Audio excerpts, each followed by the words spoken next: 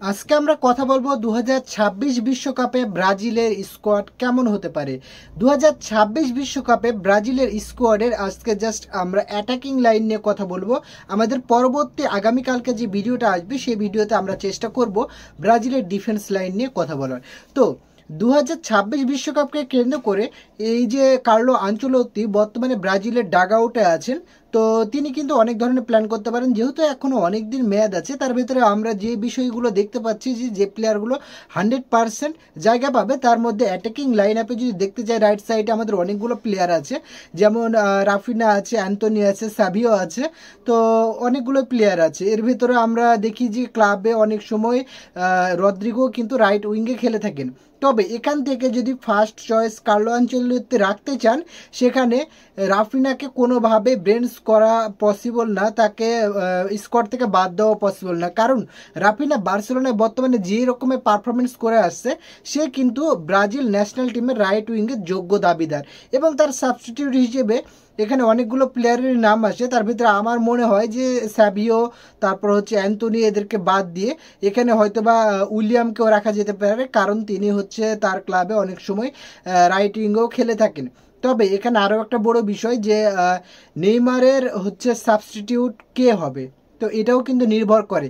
আর এক্ষেত্রে আমরা যদি ব্রাজিলের হচ্ছে লেফট উইঙ্গে ফলো করি, এখানে কিন্তু আপনারা দেখতে পাবো আমরা ভিনিসিয়াস জুনিয়রকে 100% ফিট হিসেবে। কারণ ভিনিসিয়াস জুনিয়র হয়তো বা ব্রাজিল ন্যাশনাল টিমে তেমন ভালো কোনো কিছু করতে পারে নাই, তবে আপনাকে ভাই একটা জিনিস মাথায় রাখতে হবে, রিয়াল মাদ্রিদের হয়ে ভিনিসিয়াস জুনিয়র যে পারফরমেন্সটা করেছে, সেটার একমাত্র কারণ ছিল কোচ কার্লো আনচেলত্তি।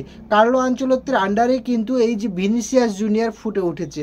কারণ আপনারা দেখেন 2020 সালের দিকে ভিনিসিয়াস জুনিয়রের তারপরের সিজনগুলো দেখেন যে ভিনিসিয়াস জুনিয়র কী পরিমাণে ট্রোল হয়েছেন।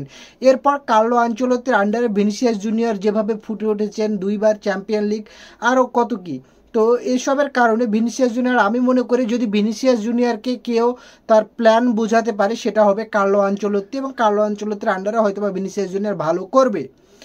আর তার সাবস্টিটিউট হিসেবে আমরা কয়েকটা প্লেয়ার আছে, তার মধ্যে যদি ব্রাজিলে পারফর্ম করা প্লেয়ারগুলোর মধ্যে আসে, সেক্ষেত্রে আমরা আর্সেনালের গ্যাব্রিয়েল মার্টিনেলিকে দেখতে পেতে পারি।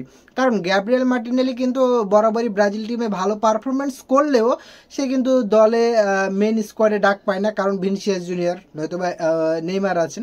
তো সেক্ষেত্রে আমরা সাবস্টিটিউট হিসেবে হয়তো বা দেখতে পাবো আমরা মার্টিনেলিকে, এবং আরও একটা সাবস্টিটিউট হিসেবে পাওয়া যেতে পারে, সেটা হচ্ছে কার্লো আনচেলত্তির একজন ফেভারিট ছাত্র, তিনি হচ্ছেন রদ্রিগো। তো রদ্রিগোকে আমরা হয়তোবা দেখব যে একদম সুপার সাব হিসেবে। ভাই একটা জিনিস বাকি থেকে গেল, সেটা হচ্ছে নাম্বার 9। ব্রাজিলে কিন্তু নাম্বার 9 নিয়ে অনেক দিন ধরেই ভুগতেছে, তবে নাম্বার 9-এর অনেকগুলো সলিউশন বর্তমানে ব্রাজিলে আছে। যেমন বর্তমানে ক্লাব বিশ্বকাপে ভালো পারফরমেন্স করেছেন ব্রাজিলের জাও পেদ্রো, তো তাকে হয়তোবা আমরা দেখতে পেতে পারি 2026 বিশ্বকাপ পর্যন্ত। এরকম পারফরমেন্স যদি সে চালিয়ে যেতে পারে, তাকে আমরা মেন স্কোয়াডে নাম্বার 9 হিসেবে রোল প্লে করতে দেখতে পারি।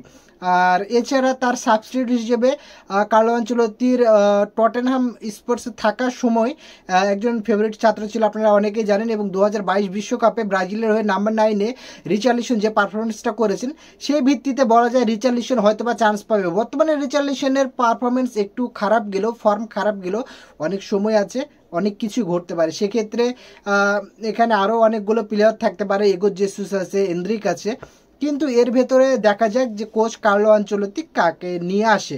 আপনারা অনেকে বলবেন এখানে নেইমারের নাম কি জন্য আনলাম না। আমরা হয়তো বা নেইমারকে দেখব অ্যাটাকিং মিডফিল্ড পজিশনে, এবং এখানে নেইমারকে হয়তো ফ্রি স্টাইলে প্লে করানো যেতে পারে। কারণ ওপরের দিকে যে 3জন থাকবে, রাইটে রাফিনা, লেফটে ভিনিসিয়াস, এবং ধরেন স্ট্রাইকে থাকবে জাও পেদ্রো, এদের নিচে হয়তো বা রোল প্লেটা করবেন নেইমার জুনিয়র। তো এরকমই হয়তো বা আমরা দেখতে পেতে পারি। তবে কি হবে না হবে এটা তো এখন থেকেই বলা পসিবল না, তার কারণ হচ্ছে এখন অনেকগুলো ম্যাচ বাকি আছে। ক্লাব বিশ্বকাপের কোয়ালিফাই ম্যাচ আছে 2টি, আর এ বাদেও কিন্তু ফ্রেন্ডলি ম্যাচ হবে কয়েকটা। তো এসবের উপরে ভিত্তি করে বলা যায় যে আরও অনেক টাইম আছে। এরপর আমরা দেখব যে কোন প্লেয়ার ফর্মে আসে, কে যায়, এসবের উপরে ভিত্তি করে দলটা যেহেতু গঠন হবে। তবে আগামী তে যে ব্রাজিলের 2টা ম্যাচ আছে, তো সেই ম্যাচগুলো নিয়ে অবশ্যই আমাদের চ্যানেলে এবং পেজে ভিডিও চলে আসবে। তার আগে আপনি যদি ডিফেন্স লাইন নিয়েও শুনতে চান তাহলে অবশ্যই আমাদের ফেসবুক পেজটি ফলো করে দিন এবং ইউটিউব চ্যানেলটি সাবস্ক্রাইব করে দিন। আর আপনার মতামতটা অবশ্যই কমেন্ট করে জানাবেন যে নেইমার জুনিয়রকে আমরা ওপরের এই যে 3টা লাইন আছে, লেফট উইং, রাইট উইং এবং স্ট্রাইকার, এই পজিশনে দেখতে চাই, নাকি আমরা অ্যাটাকিং মিডে নেইমারকে দেখতে চাই, একটু কমেন্ট করে জানিয়ে দিন।